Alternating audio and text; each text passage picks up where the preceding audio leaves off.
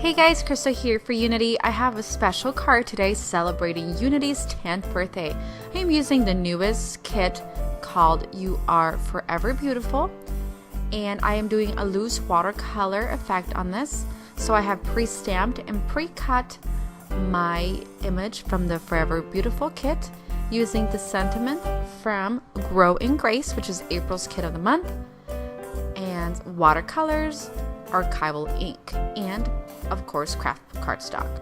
We're going to begin by placing a wash of yellow around the floral.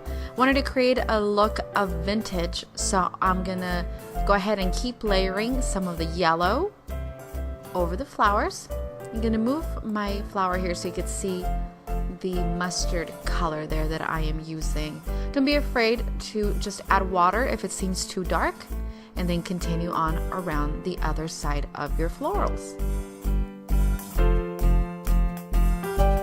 I want to note that I am not using watercolor paper. This is just solid cardstock, so you can see that the watercolor is not going to get absorbed like it would with watercolor, but I will go ahead at the end and dab it, and it will still look really nice. Going to move on to our florals, adding a wash of the light pink and then adding some of that mustard back in there to make it look a little bit vintage. Adding red and then mixing that again with that mustard color.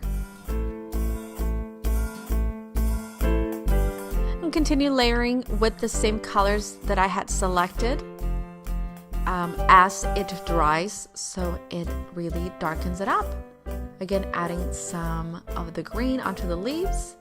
Gonna clean it off, and you'll see that even though it's not super dark, you can still see the green and some of that mustard.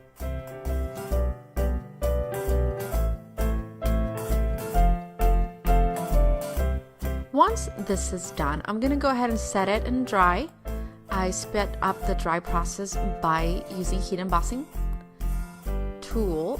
Now I'm going to add the sentiment from the Grow in Grace, and this says Hello Beautiful, using India ink pad, which is archival ink. And then I'm going to place it over my craft cardstock.